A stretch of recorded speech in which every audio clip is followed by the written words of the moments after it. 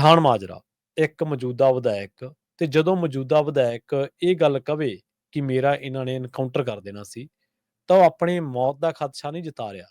ਉਹ ਇੱਕ ਫੋਰਸ ਜਿਸ ਨੂੰ ਬਹੁਤ ਪ੍ਰਚਾਰਿਆ ਜਾਂਦਾ, ਬਹੁਤ ਡਿਸਪਲਿਨਡ ਫੋਰਸ ਕਿਹਾ ਜਾਂਦਾ ਸਰਕਾਰਾਂ ਵੱਲੋਂ, ਉਹ ਪੰਜਾਬ ਪੁਲਿਸ ਦੇ ਜਿਹੜੀ ਕਾਰਜ-ਕੁਸ਼ਲਤਾ ਜਾਂ ਉਹਨਾਂ ਦੀ ਜਿਸ ਤਰੀਕੇ ਦਾ ਕੰਮਕਾਰ ਹੈ, ਉਹ ਤੇ ਵੀ ਕਿੰਤੂ ਕਰ ਰਿਹਾ। ਤੇ ਉਸ ਤੋਂ ਵੱਡਾ ਕਿੰਤੂ ਇਹ ਉੱਠ ਰਿਹਾ ਵੀ ਪੰਜਾਬ ਸਰਕਾਰ ਤੇ ਪੰਜਾਬ ਪੁਲਿਸ ਨੇ ਇਹਨੂੰ ਡਿਨਾਈ ਨਹੀਂ ਕੀਤਾ, ਇਹਦਾ ਖੰਡਨ ਨਹੀਂ ਕੀਤਾ ਕਿ ਨਹੀਂ ਸਾਡੀ ਕੋਈ ਮਨਸ਼ਾ ਜੀ ਨਹੀਂ ਸੀ। ਜੀ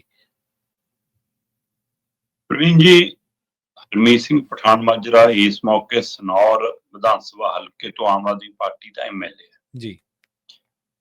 ਇਸ ਦਾ ਰਾਜਨੀਤਿਕ ਸਫ਼ਰ ਕਾਫੀ ਲੰਬਾ ਰਿਹਾ, ਵੱਖ-ਵੱਖ ਪਾਰਟੀਆਂ 'ਚ, ਖਾਸ ਕਰਕੇ ਅਕਾਲੀ ਦਲ 'ਚ ਕਾਫੀ ਸਰਗਰਮ, ਫਿਰ ਉਸ ਤੋਂ ਬਾਅਦ ਕਾਂਗਰਸ 'ਚ ਵੀ ਜਾਣਾ ਤੇ ਫਿਰ ਇੱਧਰ ਆਉਣਾ, ਚਲੋ ਸਾਰਾ ਕੁਛ ਕਿਹਾ ਜੀ। ਤੇ ਹੁਣ ਅਗਲਾ ਐਮਐਲਏ ਹੈ ਤੇ ਐਮਐਲਏ ਵੀ ਨਹੀਂ ਕਰਦਾ, ਮੁੱਖ ਮੰਤਰੀ ਦਾ ਰਿਸ਼ਤੇਦਾਰੀ 'ਚ ਫੁੱਫੜ ਲੱਗਦਾ ਸਮਝ ਲਓ, ਕਿਉਂਕਿ ਉਹਨਾਂ ਦੀ ਧਰਮ ਪਤਨੀ ਦਾ ਫੁੱਫੜ ਪੈਂਦਾ ਰਿਸ਼ਤੇਦਾਰੀ 'ਚੋਂ। ਜੀ ਜੀ। ਸੋ ਫੁੱਫੜ ਦਾ ਕੀ ਰੁਤਬਾ ਹੁੰਦਾ ਸਾਰੇ ਜਾਣਦੇ ਆ। ਇੱਥੋਂ ਤੱਕ ਕਿ ਪਟਿਆਲਾ ਖੇਤਰ ਦੇ ਐਮਐਲਏ ਨਹੀਂ ਕਹਿੰਦੇ, ਕਈ ਮੰਤਰੀ ਵੀ ਇਹਨੂੰ ਕਹਿ ਕੇ ਆਪਣੇ ਕੰਮ ਕਰਵਾਉਂਦੇ ਸੀ ਕਿ ਇੰਨੀ ਪਹੁੰਚ ਪਕੜ ਸੀ ਉਹਦੀ ਕਿ ਇਹਦੇ ਕਹੇ ਤੇ ਕੰਮ ਹੁੰਦੇ ਸੀ। ਇਹਦਾ ਮਤਲਬ ਜੀ ਜੀ। ਲੋਕ ਤਾਂ ਇੱਥੋਂ ਤੱਕ ਕਹਿੰਦੇ ਆ ਕਿ ਵੀ ਡਾਕਟਰ ਗੁਰਪ੍ਰੀਤ ਹੋਰਾਂ ਦੇ ਸਾਰੇ ਸਿਆਸੀ ਕੰਮਕਾਰ ਹੈ ਨਾ, ਸਮਾਜਿਕ ਕੰਮਕਾਰ, ਉਹਦਾ ਹਿਸਾਬ ਕਿਤਾਬ, ਇਹ ਉਹ ਸਾਰਾ ਕੁਛ ਹਰਮੀਤ ਪਠਾਨ ਮਾਜਰਾ ਹੀ ਰੱਖਦਾ ਸੀ ਜੀ। ਤੇ ਜੇ ਇਹ ਪ੍ਰਕਿਰਿਆ ਤੇ ਫਿਰ ਇੰਨਾ ਅਜਿਹਾ ਕੀ ਹੋਇਆ ਕਿ ਜਿਹੜਾ ਮਾਮਲਾ ਪਹਿਲਾਂ ਤੋਂ ਖੜਾ ਹੈ ਉਹ ਅਚਾਨਕ ਕਿਵੇਂ ਖੜਾ ਹੋ ਗਿਆ? ਜਾਂ ਤਾਂ ਫਿਰ ਜੇ ਉਸ ਔਰਤ ਦਾ ਫਿਕਰ ਸੀ ਤਾਂ ਜਦੋਂ ਪਹਿਲਾਂ ਸ਼ਿਕਾਇਤ ਲੈ ਕੇ ਤਦ ਕਾਰਵਾਈ ਕਿਉਂ ਨਹੀਂ ਹੋਈ? ਜੇ ਉਸੇ ਸਮੇਂ ਕਾਰਵਾਈ ਕਰਦੇ ਫਿਰ ਤਾਂ ਲੱਗਦਾ ਕਿ ਤੁਸੀਂ ਹਾਂ ਵੀ ਲੋਕਾਂ ਦੀ ਸੁਣ ਰਹੇ ਹੋ, ਜਿਹੜੇ ਲੋਕ ਸ਼ਿਕਾਇਤ ਲੈ ਕੇ ਆਉਂਦੇ ਨੇ, ਤਾਂ ਤੁਸੀਂ ਦਵਾਈ ਰੱਖੀ। ਉਹ ਪ੍ਰੈਸ ਕਾਨਫਰੰਸਾਂ ਵੀ ਕਰਦੀ ਰਹੀ, ਉਹਨੇ ਬਹੁਤ ਚੀਕ ਚਿਹਾੜਾ ਮਾਰਿਆ। ਤੇ ਹੁਣ ਜਦੋਂ ਤੁਹਾਨੂੰ ਲੱਗਿਆ ਤੇ ਸ਼ਿਕਾਇਤ ਕਹਿੰਦੇ ਦਵਾਈ ਹੈ ਜੀ, ਹੁਣ ਤਾਂ ਦੁਬਾਰਾ ਕਹਿ ਕੇ ਇੱਥੇ ਦੇ ਦੇ ਸ਼ਿਕਾਇਤ, ਹੋ ਜੂਗੀ ਕਾਰਵਾਈ। ਕੀ ਇਸ ਨੂੰ ਇਹ ਅੰਦਾਜ਼ਾ ਹੋ ਗਿਆ ਸੀਗਾ ਕਿ ਮੇਰੇ ਨਾਲ ਅਜਿਹਾ ਕੋਈ ਕਾਰਵਾਈ ਹੋਣ ਜਾ ਰਹੀ ਹੈ, ਇਸ ਲਈ ਪੰਜਾਬ ਦੇ ਲੋਕਾਂ ਦੇ ਹੱਕ 'ਚ ਬੋਲਿਆ? ਹਾਂਜੀ, ਸਹੀ ਹੈ ਕਿ ਜੀ ਹਾਂ ਆ ਲੋ ਜੀ, ਮਤਲਬ ਲੈਂਡ ਪੂਲਿੰਗ ਤੇ ਨਹੀਂ ਬੋਲਿਆ ਜੀ, ਕਹਿੰਦੇ ਹੋਰ ਮੁੱਦਿਆਂ ਤੇ ਨਹੀਂ ਕਦੇ ਬੋਲਿਆ, ਅਚਾਨਕ ਕਿਉਂ?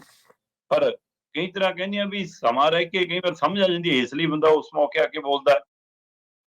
ਤੇ ਚਲੋ ਜੇ ਉਸ ਕਾਰਨ ਵੀ ਬੋਲਿਆ ਤੇ ਫਿਰ ਬੋਲਣਾ ਹੀ ਗੁਨਾਹ ਹੋ ਗਿਆ ਜੀ, ਇਸ ਲਈ ਮਤਲਬ ਪੁਲਿਸ ਦੀ ਇਹ ਕਾਰਵਾਈ ਇੰਨੀ ਵੱਡੀ ਹੈ।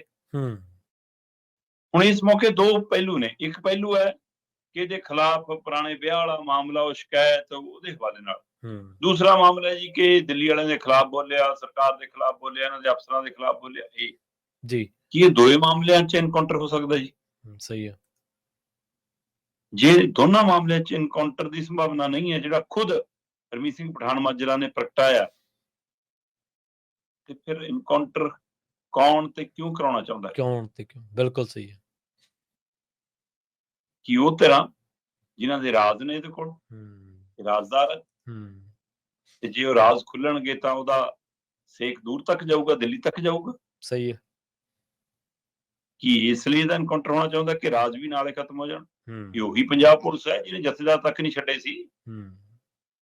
ਇਹ ਉਹੀ ਪੁਲਿਸ ਹੈ ਜਿਹਨੇ ਖਾਲੜਾ ਤੱਕ ਵਰਗਾ ਨਹੀਂ ਬਖਸ਼ਿਆ, ਜਿਹੜਾ ਲੋਕਾਂ ਲਈ ਸਿਰਫ ਲਾਸ਼ਾਂ ਲਈ ਉਹ ਲੜ ਰਿਹਾ ਸੀ ਨਾ। ਤਾਂ ਤੁਹਾਨੂੰ ਤਾਂ ਨਹੀਂ ਕੁਛ ਕਹਿ ਰਿਹਾ ਸੀ, ਉਹ ਤਾਂ ਇੱਕ ਸੱਚ ਲਿਆ ਰਿਹਾ ਸੀ ਸਾਹਮਣੇ ਕਿ ਭਾਈ ਜਿਹੜੇ ਬੰਦਿਆਂ ਦੇ ਬਾਲੀ ਵਾਰਸ ਹੈਗੇ ਤੁਸੀਂ ਤਾਂ ਉਹਨਾਂ ਨੂੰ ਵੀ। ਸੋ ਇਸ ਲਈ ਇਹ ਲਹੂ ਜਿਹੜਾ ਲੱਗਿਆ ਫਿਰ ਇਹ ਸਿਸਟਮ ਦੇ ਡੀਐਨਏ 'ਚ ਜੀ, ਤੇ ਉਹ ਡੀਐਨਏ ਇੱਥੇ ਤੱਕ ਆ ਗਿਆ ਕਿ ਹੁਣ ਐਮਐਲਏ ਵੀ ਖਪਾਉਣਾ ਕੋਈ ਔਖਾ ਨਹੀਂਗਾ। ਤੇ ਫਿਰ ਆਮ ਲੋਕਾਂ ਨਾਲ ਕੀ ਹੁੰਦਾ ਹੋਊਗਾ? ਤਾਜੀ ਪਿਛਲੇ ਘਟਨਾਵਾਂ ਨੇ ਕਿਵੇਂ ਗਿੱਟੇ-ਗੁੱਟਿਆਂ 'ਚ ਗੋਲੀਆਂ ਮਾਰੀਆਂ ਨੇ, ਉਦਾਹਰਨ ਸਾਡੇ ਮੂਹਰੇ ਖੜੀ ਹੈ।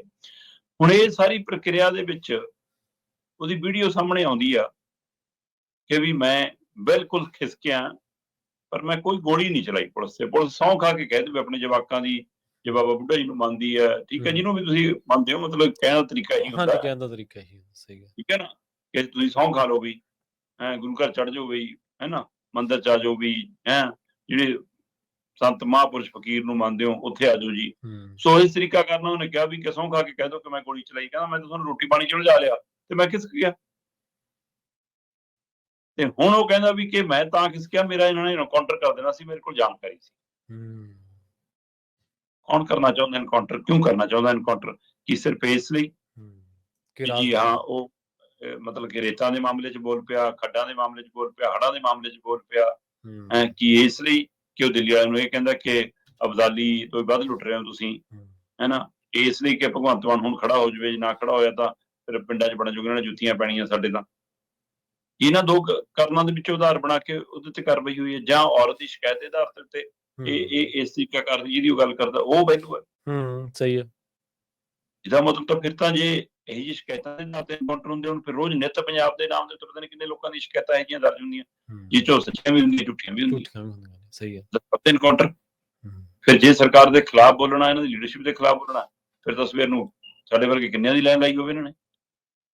ਤਾਂ ਮਤਲਬ ਫਿਰ ਇਹ ਵੀ ਹੈਗਾ ਹਾਂਜੀ, ਸਹੀ ਹੈ ਕਿ ਬਈ ਸੱਚ ਬੋਲਣਾ ਹੈ ਤਾਂ ਫਿਰ ਉਹਦਾ ਮਤਲਬ ਇਹ। ਪਰ ਇੱਥੇ ਰਾਜਨੀਤੀ ਨਾਲ ਹੈ, ਇੱਥੇ ਤੁਸੀਂ ਵਿਧਾਇਕ ਹੋ, ਉਸ ਪਾਰਟੀ ਦੇ ਵਿਧਾਇਕ ਹੋ, ਉਹਨਾਂ ਦੇ ਸਿਸਟਮ ਦਾ ਹਿੱਸਾ ਹੋ, ਤੁਸੀਂ ਉਹਨਾਂ ਦੀਆਂ ਸਿਆਸੀ ਮਜਬੂਰੀਆਂ ਵੀ ਜਾਣਦੇ ਹੋ, ਤੁਸੀਂ ਸਿਆਸੀ ਚਲਾਕੀਆਂ ਵੀ ਜਾਣਦੇ ਹੋ, ਤੁਸੀਂ ਸਿਆਸੀਆਂ ਗੁੰਝਲਾਂ ਵੀ ਜਾਣਦੇ ਹੋ, ਤੁਸੀਂ ਉਹਨਾਂ ਦਾ ਲੁੱਟ ਖਸੁੱਟ ਦਾ ਤਰੀਕਾ ਵੀ ਜਾਣਦੇ ਹੋ, ਪੰਜਾਬ ਤੋਂ ਮਾਲ ਢੋਣਾ ਕਿਵੇਂ, ਕਿੱਥੇ ਖਪਾਉਣਾ, ਕਿਵੇਂ ਪਹੁੰਚਾਉਣਾ ਉਹ ਵੀ ਜਾਣਦੇ ਹੋ। ਕੀ ਇਹ ਸਾਰੇ ਰਾਜਦਾਰ ਦੇ ਪਹਿਲੂ ਨੇ?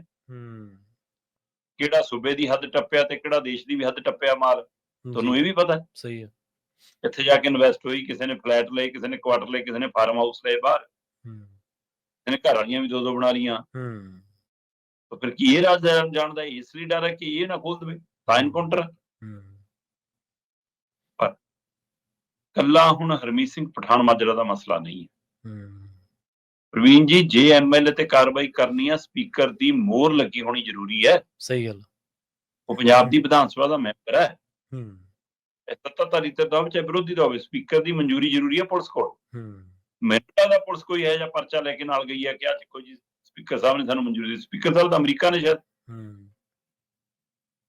ਤੇ ਉੱਥੋਂ ਜੇ ਤਰੀਕ ਕਿਹੜੀ ਤਰੀਕ 'ਚ ਆਇਆ ਜੀ ਆਰਡਰ ਦੱਸ ਦੇਣ। ਪੂਰੇ ਬੈਠੇ ਹੋ ਫਿਰ ਤਾਂ ਪਿਛਲੀ ਤਰੀਕ 'ਚ ਵੀ ਪਵਾ ਲੈਂਦੇ ਚੱਲ ਕੇ ਹਾਂ ਐਂਟਰੀ ਪੈ ਗਈ। ਹੁਣ ਉੱਥੋਂ ਕਿਵੇਂ ਤਰੀਕ 'ਚ ਪਾਉਣੀ ਜੇ ਵੀ ਦੱਸ ਦੇਣ, ਕਿਉਂਕਿ ਰਿਸੀਵ ਹੋਣ ਵਾਲਾ ਤਾਂ ਰਿਕਾਰਡ ਨਵੀਂ ਤਰੀਕ ਵਾਲਾ ਹੋਊਗਾ ਨਾ ਫਿਰ। ਸਹੀ ਗੱਲ। ਜੇ ਉੱਥੋਂ ਈਮੇਲ ਭੇਜਦੇ ਆ, ਫੈਕਸ ਕਰਦੇ ਆ, ਕੁਝ ਵੀ ਕਰਦੇ ਆ, ਫਿਰ ਬਿਲਕੁਲ ਉਹ ਮਨਜ਼ੂਰੀ ਕਿਤੇ ਨਹੀਂ ਹੈ। ਪਰ ਮੇਰਾ ਮੰਨਣਾ ਇਹ ਹੈ ਕਿ ਜੀ ਇਹ ਪਠਾਨ ਮਾਜਰਾ ਤਾਂ ਇੱਕ ਕੜੀ ਹੈ। ਇਹ ਨਸੀਹਤ ਤਾਂ ਉਹ ਆਪਣੇ 94 ਦੇ 94 ਐਮਐਲਏ ਨੂੰ ਦੇ ਰਹੇ ਨੇ, ਇਹ ਨਸੀਹਤ ਉਹ ਆਪਣੀ ਕੈਬਨਿਟ ਨੂੰ ਦੇ ਰਹੇ ਨੇ, ਇਹੀ ਨਸੀਹਤ ਉਹ ਆਪਣੇ ਮੁੱਖ ਮੰਤਰੀ ਜਿਹੜਾ ਭਗਵੰਤ ਮਾਨ ਆ ਉਹਨੂੰ ਵੀ ਦੇ ਰਹੇ ਨੇ ਕਿ ਬੋਲ ਨਾ ਬੈਠੀ ਸਾਡੇ ਖਿਲਾਫ। ਬਿਲਕੁਲ ਜ਼ਰੂਰਤ ਨਾ ਕਰ ਲਈ ਕਿਤੇ। ਹੁਣ ਮੈਨੂੰ ਦੱਸੋ ਕਿ ਪੰਜਾਬ ਪੁਲਿਸ ਨੂੰ ਕੌਣ ਚਲਾ ਰਿਹਾ? ਸਹੀ ਹੈ। ਹੁਣ ਦੱਸੋ ਕਿਹਦੇ ਹੁਕਮਾਂ ਤੇ ਪੰਜਾਬ ਪੁਲਿਸ ਭੱਜੀ ਫਿਰਦੀ ਹੈ ਕਿ ਹਾਂ ਵੀ ਐਮਐਲਏ ਨੂੰ ਮੈਂ ਚੱਕਣਾ? ਪਤਾ ਲੱਗਾ ਜੀ ਉਹਨੇ ਜ਼ਮਾਨਤ ਲਈ ਅਰਜ਼ੀ ਲਾਈ ਹੈ ਜੀ, ਤੇ ਉਹ ਅਜੇ ਕਿਆ ਫਿਰ ਰਿਹਾ, ਪਰ ਕੁਝ ਵੀ ਸੰਭਵ ਹੈ ਇਹਦਾ ਮਤਲਬ ਜੀ। ਜੀ ਬਿਲਕੁਲ।